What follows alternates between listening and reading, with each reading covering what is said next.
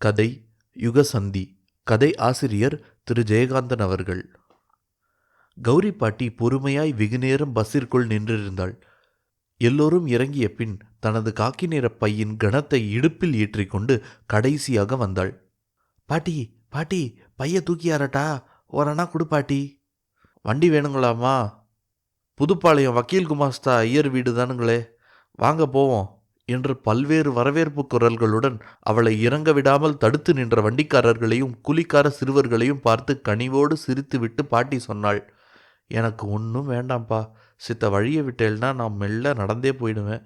ஏண்டாப்பா, வீட்டை கூட தெரிஞ்சு வச்சிருக்காய், நான் தான் மாதம் ஒரு தடவை வர்றேனே, என்னைக்கு வண்டியில் போனேன் என்று ஒவ்வொருவருக்கும் ஒவ்வொரு பதிலை சொல்லி அவர்களை விலக்கி வழியமைத்து கொண்டு தணலாய் தகிக்கும் வெயிலில் முக்காட்டை இழுத்து விட்டு கொண்டு இடுப்பில் ஏற்றிய சுமையுடன் வறுத்து கொட்டிய புழுதி மண்ணை அழுந்த மிதித்தவாறு ஒரு பக்கமாய் சாய்ந்து சாய்ந்து நடந்தாள் பாட்டி. பாட்டிக்கு வயது 70 என்றாலும் சரீரம் திடமாய்த்தான் இருக்கிறது. மூப்பினால் ஏற்பட்ட ஸ்தூலமும் அதனால் விளையும் இளைப்பும் வீட்டுக்கு போன பின் தானே தெரியும். அவள் கணிப்பில் நேற்று பிறந்த குழந்தைகளெல்லாம் அதோ ரிக்ஷாவிலும் ஜட்காவிலும் சைக்கிளிலும் பறந்து பறந்து ஓடுகிறார்கள். மழையும் வெயிலும் மனிதனை விரட்டுகிற கோலத்தை எண்ணி பாட்டி சிரித்து கொண்டாள். அவளுக்கு இதெல்லாம் ஒரு பொருட்டா? வெள்ளமாய் பெருகி வந்திருந்த வாழ்வின் சுழிப்பிலும் பின் திடீரென்று வறண்ட பாலையாய் மாறிப்போன வாழ்க்கை நெருப்பிலும் பொறுமையாய் நடந்து பழகியவளை இந்த வெயிலும் மழையும் என்ன செய்யும்? என்ன செய்தால்தான் என்ன? தகிக்கின்ற புழுதியில் பாதங்கள் அழுந்தி அழுந்தி புதைய அசைந்து அசைந்து நடந்து கொண்டிருந்தாள் பாட்டி. வழியில் சாலையோரத்தில் 4-5 மனிதர்கள் நின்று சுகம் காண வாகாய் முளைத்திருந்த பெருங்கொடை போல் நிழல் பரப்பிக் கொண்டிருந்தது ஒரு சிறிய வேப்பமரம். அந்த நிழலில் ஒற்றையாய் சற்றே நின்றாள் பாட்டி. எரிந்து தகிக்கும் அவ்வெம்மையின் நடுவே சுகம் தர படர்ந்த அந்த நிழல் போலும் எந்திரங்களை தவிர எதையுமே நம்பாத இவ்20ஆம் நூற்றாண்டில் சென்ற நூற்றாண்டின் சின்னமாய் தன் சொந்த கால்களையே நம்பி நிற்கும் காண்பதற்கரியான அந்த கிழவியின் பிரசன்னம் போன்றும் மெல்லென வீசிய குளிர்காற்றில் வேப்பங்குழைகள் சிலிர்த்தன. என் அப்பனே மகாதேவா என்று கடவுளுக்கு நன்றி தெரிவித்துக் கொண்டு அந்த குளுமையை அனுபவித்தாள் பாட்டி. பாட்டியின் முக்காடிட்ட வட்டமான முகத்தில் ஒரு குழந்தை களை குடிகொண்டிருந்தது. இந்த வயதிலும் அவள் சிரிக்கும் பொழுது வரிசை பற்கள் வடிவாய் அமைந்திருந்தது ஒரு ஆச்சரியமே. அவள் மொவ்வாயின் வலதுபுறத்தில் ஒரு மிளகை விடவும் சற்று பருத்த அழகிய கருப்பு மச்சம். அதன் மீது மட்டும் கருகருவென 2 முடி. இவ்வளவையும் ஒரு சேர பார்த்தவர்கள் இவள் இள வயதில் எப்படி இருந்திருப்பாள் என்று எண்ணாமல் இருக்க முடியாது. பாட்டியின் பொன்னிறமான மேனியில் அதிக நிறபேதம் காட்டாத நாற்பட்டு புடவை காற்றில் படபடத்தது. புடவையில் இட்ட முக்காட்டின் விளிம்பில் எல்லாம் குத்து குத்தாய் லேசாக தலை காட்டும் மழித்து நாளாகிவிட்டதால் வளர்ந்திருக்கும் வெள்ளி முடி. கழுத்தில் ஸ்படிக மாலை, நெற்றியில் வியர்வையால் கலைந்த விபூதி பூச்சு.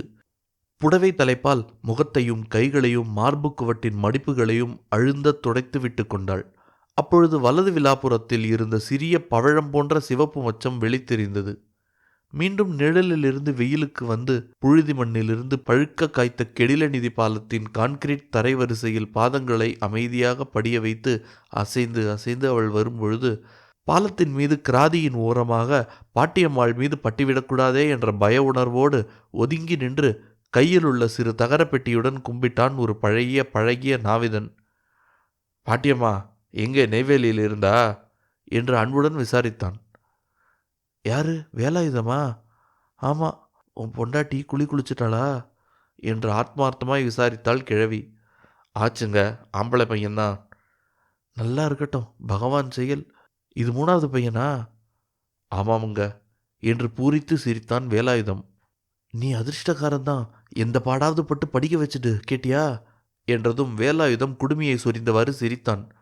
அட அசடே, என்ன சிரிக்கிறாய்? காலம் வெகுவாய் மாறிண்டு வருதுடா.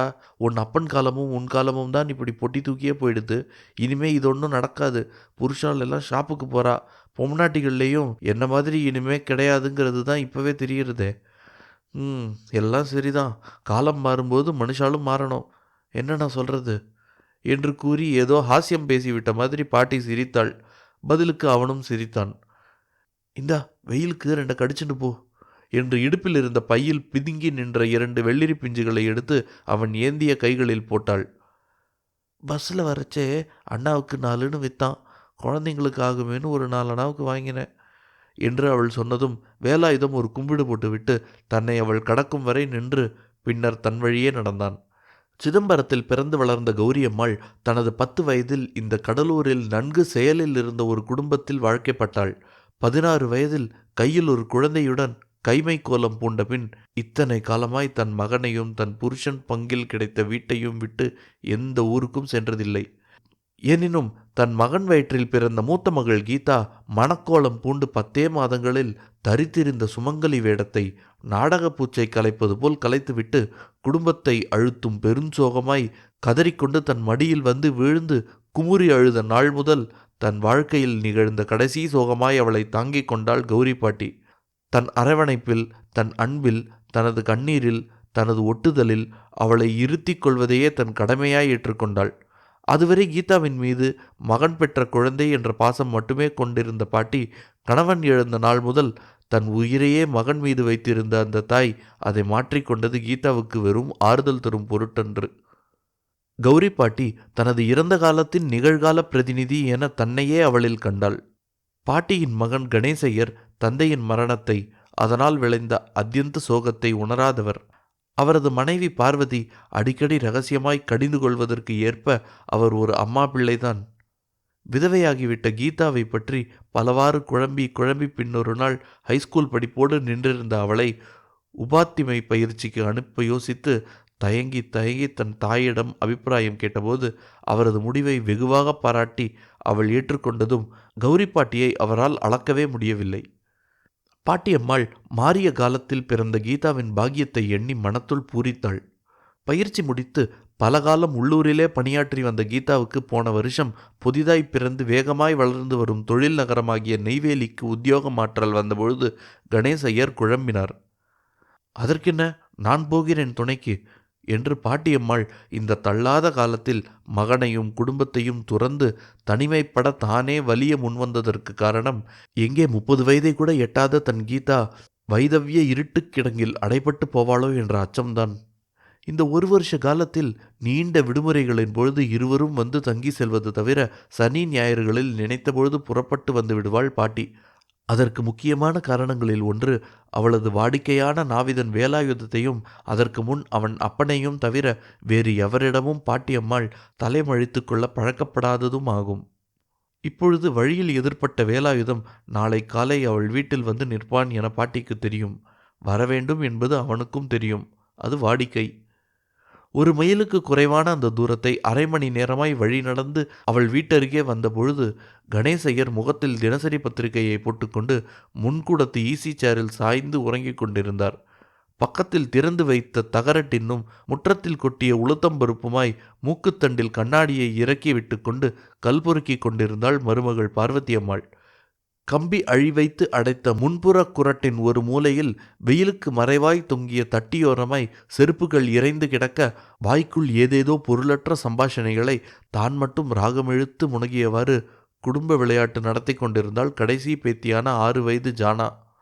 பாட்டி வந்து நின்றதை யாருமே கவனிக்காத போது கம்பி கதவின் நாதாங்கியை லேசாக ஓசைப்படுத்த வேண்டியிருந்தது. அந்த சிறு ஒலியில் விளையாட்டு சுவாரஸ்யத்தோடு திரும்பி பார்த்த ஜானா அன்பில் விளைந்த ஆர்வத்தோடு பாட்டி என்ற முனகலுடன் விழிகளை அகல திறந்து முகம் விகசித்தாள். கதவை துறடி என்று பாட்டி சொல்வது காதில் விழும் முன், அம்மா அம்மா பாட்டி வந்துட்டாமா, பாட்டி வந்துட்டா என்று கூவியவாறு உள்ளே ஓடினாள் ஜானா. கதவை திறக்காமல் தன் வரவை அறிவித்தவாறு உள்ளே ஓடும் குழந்தையை கண்டு பாட்டி சிரித்தாள்.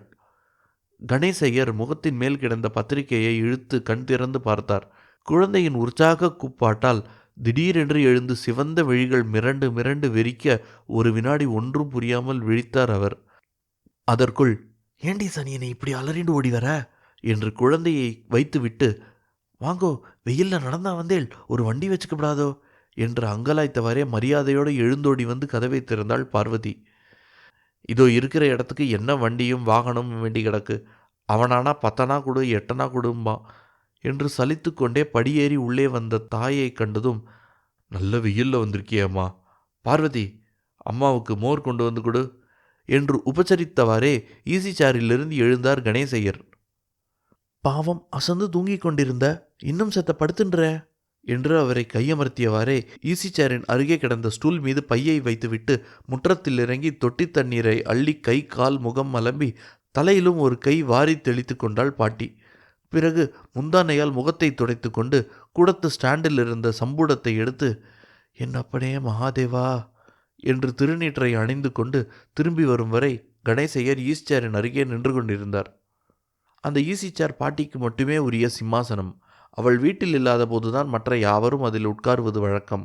அவள் ஈசி சேரில் வந்து அமர்ந்த பின் பக்கத்தில் ஒரு நாற்காலியை இழுத்து போட்டு உட்கார்ந்து கொண்டு விசிறினார் கணேசையர். அதற்காகவே காத்து கொண்டிருந்தவள் போல் பாட்டி உட்கார்ந்ததும் அவள் மடியில் வந்து ஏறினாள் ஜானா. பாட்டி வெயிலில் வந்திருக்கா, செத்த நகர்ந்துக்கோ, வந்ததும் மேலே ஏறிண்டு என்று விசிறி கொண்டிருந்த விசிறியால் ஜானாவை தட்டினார் கணேசையர். இருக்கட்டும்டா குழந்தை, நீ உட்காந்துக்கோ என்று குழந்தையை மடிமீது இழுத்து இருத்தி கொண்டாள் பாட்டி.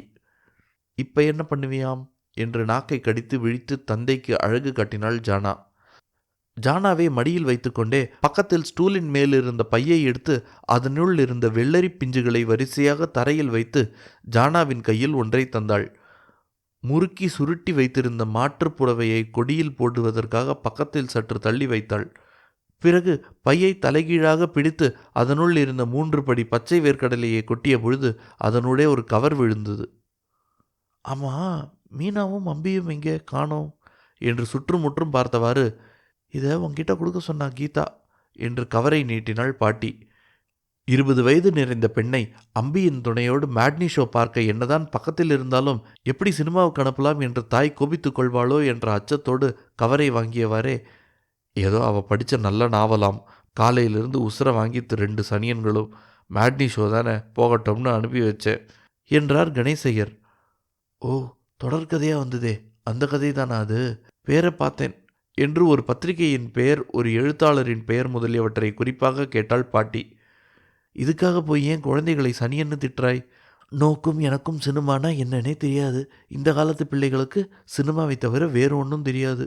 நம்ம குழந்தைகள் எவ்வளவோ பரவாயில்லன்னு நினச்சிக்கோ என்று மகனுக்கு புத்தி சொல்லிவிட்டு, கவரில் என்ன சொல்லு, அவளை கேட்டப்போ அப்பா சொல்லுவான்னு பூடகமாக கொடுத்து அனுப்பிச்சிட்டாள் என்று விளக்கினாள் பாட்டி.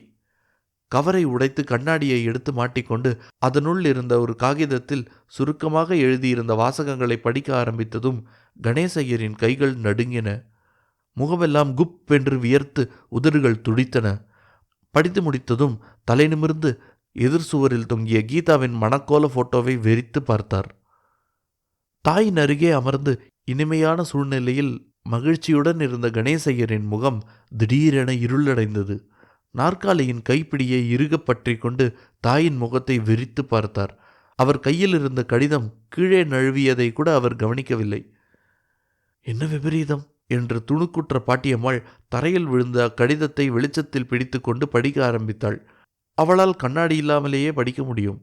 என் அன்பிற்குரிய அப்பா, அம்மா, பாட்டி ஆகியோருக்கு இந்த கடிதத்தை எழுதுகையில் 6 மாதங்கள் தீர்க்கமாய் யோசித்து தீர்மானமான ஒரு முடிவுக்கு வந்த பின் தெளிந்த மனத்தோடு தான் எழுதுகிறேன். இந்த கடிதத்திற்கு பிறகு உங்களுக்கும் எனக்கும் கடித போக்குவரத்தோ முகாலோபனமோ கூட அருந்து போகலாம் என்பதும் தெரிந்தே எழுதுகிறேன். என்னோடு பணிபுரியும் ஹிந்தி பண்டிட் திரு ராமச்சந்திரன் என்பவரை வருகின்ற ஞாயிறன்று நான் பதிவு திருமணம் செய்து கொள்ள நிச்சயித்து விட்டேன். நான் விதவை என்பது அவருக்கு தெரிந்ததுதான். 6 மாத காலமாய் நான் எனது உணர்ச்சிகளோடு இது பாபகரமான காரியம் என்ற ஒரு அர்த்தமற்ற உணர்ச்சியோடு போராடித்தான் இம்முடிவுக்கு வந்தேன். உணர்வு பூர்வமான வைதவ்ய விரதத்திற்கு ஆட்பட முடியாமல் வேஷங்கட்டி திரிந்து பிறகு அவப்பெயருக்கு ஆளாகி குடும்பத்தையும் அவமானப்படுத்தாமல் இருப்பதே சிறந்த ஒழுக்கம் என்று உணர்ந்திருக்கிறேன். இந்த 30 வயதில் இவ்வளவு சோதனைகளை தாங்காமல் இன்னும் 5 ஆண்டுகளுக்கு பின் இதே முடிவுக்கு வர நேரிடுமோ என்ற அச்சமும் பிறந்தே இப்பொழுதே செய்தல் சரி என்ற முடிவுக்கு வந்துவிட்டேன். என் காரியம் என் வரைக்கும் சரியானதே. நான் தவறு செய்வதாகவோ இதற்காக வருந்த வேண்டும் என்றோ உங்களிடம் மன்னிப்பு கோர வேண்டும் என்றோ கூட எனக்கு தோன்றவில்லை. எனினும் உங்கள் உறவை, அன்பை இழந்து விடுகிறேனே என்ற வருத்தம் சில சமயங்களில் அதிகம் வாட்டுகின்றது. இருப்பினும் ஒரு புதிய வாழ்க்கையை, புதிய வெளிச்சத்தை பெற்று ஒரு புது யுக பிரஜையாக சஞ்சரிக்கப் போகிறேன் என்ற லட்சிய நிறைவேற்றத்தில் நான் ஆறுதலும் மற்றற்ற ஆனந்தமும் கொள்கிறேன். இந்த காலத்தில் யார் மனம் எப்படி மாறும் என்று சொல்ல முடியாது. ஒருவேளை நீங்கள் என் முடிவை ஆதரித்தால் இன்னும் 1 வாரம் இருக்கிறது. உங்களை, உங்கள் அன்பான வாழ்த்தை எதிர்பார்க்கிறேன். இல்லையெனில் உங்களை பொறுத்தவரை கீதா செத்துவிட்டாள் என்று தலைமொழிகி விடுங்கள். ஆமாம், ரொம்ப சுயநலத்தோடு செய்த முடிவுதான். எனக்காக பாட்டியை தவிர வேறு யார்தான் தங்கள் நலனை துறந்து தியாகம் செய்து விட்டீர்கள்? ஏன் செய்ய வேண்டும்? உங்கள் மீது என்றும் மாறாத அன்பு கொண்டுள்ள கீதா. என்னடா இப்படி ஆயிடுத்தே என்பதை தவிர வேறு ஒன்றும் சொல்லவோ செய்யவோ சக்தி இழந்தவளாய் ஏக்கம் பிடித்து வெறித்து விழித்தாள் பாட்டி. அவ செத்துட்டா, தலையை முழுகிட வேண்டியதுதான் என்று நிர்தாட்சியன்யமான குரலில் உறுதியாக சொன்னார் கணேசையர். பாட்டி திகைத்தாள். தாயின் யோசனைக்கோ பதிலுக்கோ கட்டளைக்கோ உத்தரவுக்கோ காத்திராமல் அந்த அம்மா பிள்ளை முதலில் தானே ஒரு தீர்மானத்திற்கு வந்தது இதுதான் முதல் தடவை. அப்படியாடா சொல்ற என்று கண்கள் இரண்டும் நீர்க்குளமாக வயோதிக நெஞ்சு பாசத்தால் துடிக்க நெஞ்சில் கை வைத்து கேட்டாள் பாட்டி. வேற எப்படிம்மா சொல்ற? நீ பிறந்த வம்சத்தில், இந்த குடும்பத்தில், ஐயோ என்று இந்த அவலத்தை கற்பனை செய்ய முடியாமல் பதறினார் கணேசையர். நான் பிறந்த யுகமே வேறடா என்ற வார்த்தை பாட்டிக்கு வாயில் வந்து நின்றது. அப்பொழுதுதான் பாட்டிக்கு ஒரு அரிய உண்மை இவ்வளவு காலத்திற்கு பின் புரிந்தது. என் மகன் எனது சொல்லுக்கும் எனது உத்தரவிற்கும் காத்திருந்தது வெறும் தாயன்பால் மட்டுமல்ல. நான் ஒரு யுகத்தின் பிரதிநிதி. அது ஆச்சாரமான யுகம். நான் பிறந்தது சாஸ்திரத்திற்கு அஞ்சி நடந்த குடும்பத்தில். அதுபோல் தன் குடும்பமும் நடத்தி வைக்க தன்னால் ஆகாவிடினும் என்னால் ஆகும் என்ற நம்பிக்கையில் அந்த யுகத்தை, அந்த ஆச்சார ஜீவிதத்தை கௌரவிப்பதின் பொருட்டே என் சொல்லை, என் வார்த்தையை அவன் எதிர்பார்த்திருந்தான் என்று தன்னை பற்றியும் தன் மகனின் மூர்க்கமான தீர்மானம் பற்றியும் தனித்து போன அன்பிற்குரிய கீதாவை பற்றியும் எண்ணி மௌனமாய் வாயடைத்து உட்கார்ந்தாள் பாட்டி. அப்பொழுது அங்கு வந்து அவர்களை விபரீத சூழ்நிலைக்கு ஆட்படுத்தியிருக்கும் அந்த கடிதத்தை எடுத்து படித்த பார்வதி, அடி பாவி மகளே, என் தலையிலே தீய வச்சிட்டியேடி என்று தலையில் அடித்து கொண்டு அழுதாள். பாட்டி தன் இயல்புக்கேற்ற நிதான புத்தியுடன் அந்த கடிதத்தை மீண்டும் கையில் எடுத்து அந்த கடைசி வரிகளை படித்தாள். ரொம்ப சுயநலத்தோடு செய்த முடிவுதான். எனக்காக பாட்டியை தவிர வேறு யார்தான் தங்கள் நலனை துறந்து தியாகம் செய்து விட்டார்கள்? பாட்டிக்கு சுருக்கென்றது. உதட்டை கடித்து கொண்டாள். இந்த வார்த்தைகளின் அர்த்தம் மற்றவர்களுக்கு புரியாது, பாட்டிக்கு புரியும்.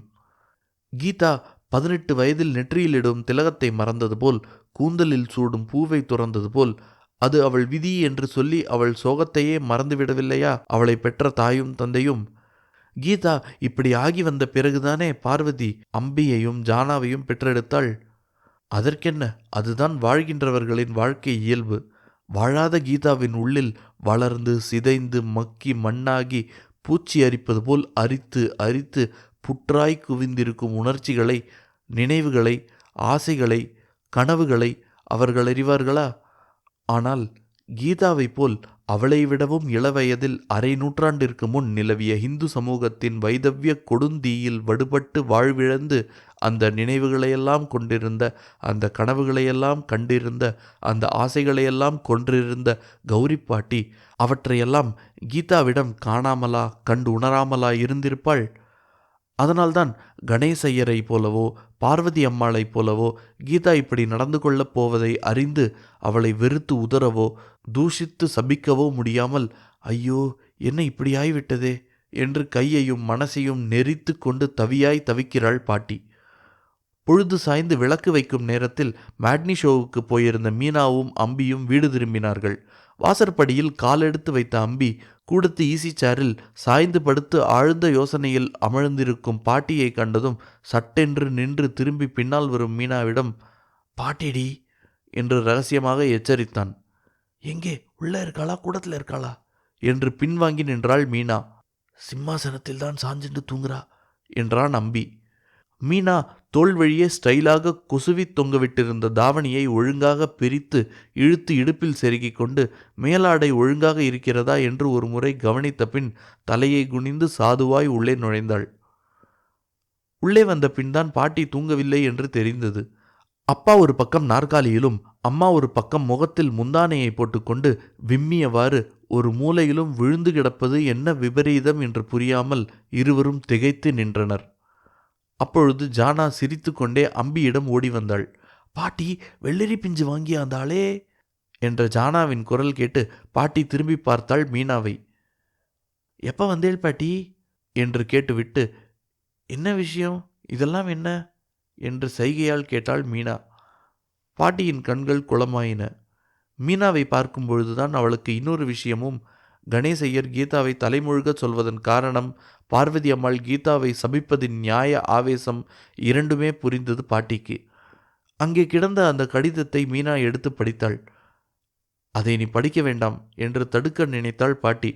பிறகு ஏனோ படிக்கட்டுமே என்று எண்ணி மீனாவின் முகத்தையே உற்று கவனித்தாள். மீனாவின் முகம் அருவருப்பால் சுளித்தது. அடி நாசமா போக என்று அங்கலாய்த்தவாறே தொடர்ந்து கடிதத்தை படித்தாள். அவள் தோள் வழியே எக்கி நின்று கடிதத்தை படித்த அம்பி கூட விளக்கெண்ணெய் குடிப்பது போல் முகத்தை மாற்றிக்கொண்டான்.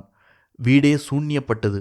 ஊரெல்லாம் பிளேக் நோய் பரவி கிடக்கும் பொழுது வீட்டில் ஒரு எலி செத்து விழக்கண்டவர்கள் போல் ஒவ்வொருவரும் மிகுந்த சங்கடத்தோடு இன்னொருவர் முகத்தை பார்த்தனர். இரவு முழுவதும் கௌரி பாட்டி தூங்கவில்லை, சாப்பிடவில்லை, கூடத்து ஈசிச்சாரை விட்டு எழுந்திருக்கவும் இல்லை. மகனை பார்த்தும் மருமகளை பார்த்தும் மற்ற பேர குழந்தைகளை பார்த்தும் கீதாவை நினைத்தும் பெருமூச்செறிந்து கொண்டிருந்தாள். வழக்கத்துக்கு விரோதமாக என்னை வழியெடுப்ப பஸ் ஸ்டாண்டுக்கு வந்து பஸ் புறப்படும் பொழுது முந்தானையால் கண்களை கசக்கி கொண்டாயடி கீதா. இப்பொழுதல்லவா தெரிகிறது பாட்டியை நிரந்தரமாக பிரியறோம்னு. பாவம் குழந்தை கண்கலங்கி நின்று இருக்கேன்னு இப்போனா புரியுறது. கண்ணில் தூசி விழுந்திருக்கும்னு நினச்சேனே பாவி. என்னடி இப்படி பண்ணிட்டியே என்று அடிக்கடி தனக்குள் குமுறி குமுறி கேட்டுக்கொண்டாள் பாட்டி. விடுகின்ற நேரத்திற்கு சற்று முன்பு தன்னை அறியாமல் கண்ணையர்ந்தாள். கண்மூடி கண் விழித்த பொழுது மாயம்போல் விடிவு கண்டிருந்தது. தெருவாசற்படியின் கம்பி கதவோரமாய் கைப்பெட்டியுடன் வந்து காத்திருந்தான் வேலாயுதம். கண் விழித்த பாட்டி நடந்ததெல்லாம் கனவாகி விடக்கூடாதா என்று நினைத்து முடிக்கும் முன் இது உண்மை என்பது போல அந்த கடிதம் ஸ்டூலின் மேல் கிடந்தது. அந்த கடிதத்தை எடுத்து மீண்டும் படித்தாள் பாட்டி. அப்பொழுது அறைக்குள் இருந்து வந்த கணேசையர் இரவெல்லாம் இதே நினைவாய் கிடந்து மருகும் தாயை கண்டு தேற்ற எண்ணி, அம்மா வேலாயுதம் வந்திருக்கான், அவ செத்துட்டான்னு நினச்சி தலையை செரைச்சு தண்ணியில் போய் முழுகு என்றார். வாய மூடுடா என்று குமுறி எழுந்தாள் பாட்டி. காலங்காத்தால் அச்சான்யம் பிடிச்ச மாதிரி என்ன பேச்சு? இப்போ என்ன நடந்துட்டுதுன்னு அவளை சாக சொல்கிற என்று கேட்டுவிட்டு தாங்க முடியாத சோகத்துடன் முகமெல்லாம் சிவந்து குழம்ப கதறி அழுதாள் பாட்டி. பிறகு சிவந்த கண்களை திறந்து ஆத்திரத்துடன் கேட்டாள், என்னடா தப்பு பண்ணிட்டா அவ? என்ன தப்பு பண்ணிட்டா சொல்லு என்று தன் தாய் கேட்பதைக் கண்டு கணேசையருக்கு ஒரு வினாடி ஒன்றுமே புரியவில்லை. என்ன தப்பா? என்னம்மா பேசுற நீ? உனக்கு பைத்தியம் பிடிச்சிருதா என்று கத்தினார் கணேசையர். அடுத்த வினாடி தன் சுபாவப்படி நிதானமாக மகனின் முகத்தை பார்த்தவாறு அமைதியாக யோசித்தாள் பாட்டி. தன் மகன் தன்னிடம் இப்படி பேசுவது இதுவே முதல் தடவை. பாட்டி மெல்லிய குரலில் நிதானமாய் சொன்னாள், ஆமாண்டா, எனக்கு பைத்தியம்தான். இப்போ பிடிக்கலடா. இது பழைய பைத்தியம், தீர முடியாத பைத்தியம். ஆனால் என்னோட பைத்தியம் என்னோட போகட்டும். அந்த பைத்தியம் அவளுக்கு படியிருந்து தெளிஞ்சிருக்குன்னு அதுக்கு யார் என்ன பண்ணுறது? அவள் தான் சொல்லிட்டாளே, என் காரியம் என் வரைக்கும் சரி, வேஷம் போட்டு ஆடி அவள் பேர் வாங்காமல் விதரணையாக செஞ்சிருக்கேன்னு. அதனால் சரியாகிடுமா அவள் காரியம் என்று வெட்டி பேசினார் கணேசையர். அவள் காரியம் அவள் வரைக்கும் சரிங்கிறாளே அவ தான், அதுக்கு என்ன சொல்கிற என்று உள்ளங்கையில் குத்தி கொண்டாள் பாட்டி. சாஸ்திரங்கெட்ட மூதேவி, ஆச்சாரமான குடும்பத்துக்கு பேரை கெடுத்த சனி, செத்து தொலைஞ்சிட்டான்னு தலையை முழுகி தொலைன்னு சொல்கிறேன் என்று பல்லை கடித்து கொண்டு கத்தினார் கணேசையர். பாட்டியம்மாள் ஒரு வினாடி தன்னையும் தன் எதிரே நிற்கும் மகனையும் வேறு யாரோ போல விலகி நின்று பார்த்துவிட்டு ஒரு கைத்த சிரிப்புடன் கூறினாள், நம்ம சாஸ்திரம் ஆச்சாரம் அப்படின்னா நீ என்ன பண்ணியிருக்கணும் தெரியுமா? என்ன பண்ணிட்டு தெரியுமா அந்த சாஸ்திரம்? அப்போது நீ பால் குடிக்கிற குழந்தடா. எனக்கு 15 வயசுடா. என் குழந்தை என் முகத்தை பார்த்து பேயை பார்த்தது போல் அலறித்தேடா. பெத்த தாய்கிட்ட பால் குடிக்க முடியாத குழந்தை கத்துவ, கிட்ட வந்தால் மொட்டையடிச்ச என்னை பார்த்து பயத்தில் அலறுவ. அப்படி என்னை, என் விதியை மூளையில் உட்காத்தி வச்சாலேடா. அந்த கோரத்தை நீ ஏண்டா பண்ணலை கீதாவுக்கு? ஏன் பண்ணலை சொல்லு என்று கண்களில் கண்ணீர் வழியாக கேட்கும் பொழுது கணேசையரும் கண்களை பிழிந்து விட்டு கொண்டார். அவள் தொடர்ந்து பேசினாள், ஏண்டாப்பா உன் சாஸ்திரம் அவளை கலர் புடவை கட்டிக்க சொல்லித்தோ, தலையை பின்னி சுத்திண்டு பள்ளிக்கூடம் போய் வர சொல்லித்தோ, தன் வயதுக்கு தானே சம்பாதிச்சு சாப்பிட சொல்லித்தோ. இதுக்கெல்லாம் நீ உத்தரவு கேட்டப்போ நான் சரின்னேன். ஏன் காலம் மாறிண்டு வர்றது, மனுஷாலும் மாறணும்னு தான். நான் பிறந்த குடும்பத்திலேன்னு சொல்கிறையே, எனக்கு நீ இருந்த வீடும் நிலமும் இருந்தது, அந்த காலமும் அப்படி இருந்தது. சீதா பண்ண காரியத்தை மனசால கூட நினைக்க முடியாத யுகம் அது. அப்போது சாத்தியமாகவும் இருந்தது. இப்போ முடியலையேடா. எனக்கு உன் நிலைமை புரியுறது. அவளும் புரிஞ்சுதானே எழுதியிருக்கா. உன் சாஸ்திரம் அவளை வாழ வைக்குமாடா. அவளுக்கு அது வேணாம்னுட்டா. ஆனால் டேய் கணேசா, என்னை மன்னிச்சுக்கோடா. எனக்கு அவ வேணும். அவ தாண்டா வேணும். எனக்கு இனிமே என்ன வேண்டியிருக்கு? என் சாஸ்திரம் என்னோடையே இருந்து இந்த கட்டையோடு எரியும். அதனால் நீங்கள் நன்னா இருங்க. நான் போகிறேன். கீதாவோடையே போயிடுறேன். அதுதான் நல்லது. அதுக்காக நீ உள்ளூர திருப்திப்படலாம். யோசிச்சு பாரு. இல்லைன்னா அவளோட சேர்த்து எனக்கும் ஒரு முழுக்கு போட்டுடு. நான் வரேன் என்று கூறியவாறே மாற்றுப்புடவையை சுருட்டி காக்கி பைக்குள் திணித்தவாறு எழுந்தாள் பாட்டியம்மாள். அம்மா ஆ என்று கைகளை கூப்பிக்கொண்டு தாரை தாரையாக கண்ணீர் வடித்தார் கணேசையர். அசலே, எதுக்கு அழற? நானும் ரொம்ப யோசிச்சு தான் இப்படி முடிவு பண்ணினேன். என்ன பண்ணினாலும் அவன் நம்ம குழந்தைடா என்று மெதுவாய் சொல்லிவிட்டு உட்புறம் திரும்பி பார்த்தாள். பார்வதி, நீ வீட்டை சமத்தா பார்த்துக்கோ என்று எல்லோரிடமும் விடை பெற்று கொண்டு புறப்பட்டாள் பாட்டி. எனக்கு உடனே போய் கீதாவை பார்க்கணும் என்று தானே சொல்லிக்கொண்டு திரும்பும் பொழுது வாசற்படியில் நின்றிருந்த வேலாயுதத்தை கண்டாள் பாட்டி. நீ போடாப்பா, நான் அவசரமாக போகிறேன் நெய்வேலிக்கு என்று அவனிடம் 4 அணாவை தந்து அனுப்பினாள். இனிமேல் இவனுக்கு இங்கு வேலை இல்லை. அதற்கென்ன, உலகத்தில் என்னென்னமோ மாறுகிறது.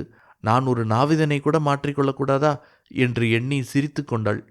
இடுப்பில் பையை வைத்துக்கொண்டு வாசற்படியில் இறங்கிய பாட்டி ஒரு முறை திரும்பி நின்று, நான் போயிட்டு வரேன் என்று மீண்டும் விடை பெற்று கொண்டாள்.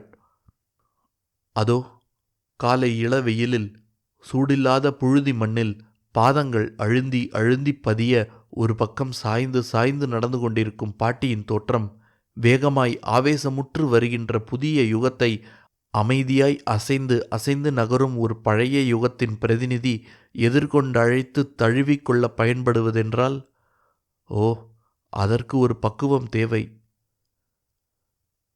முற்றும்.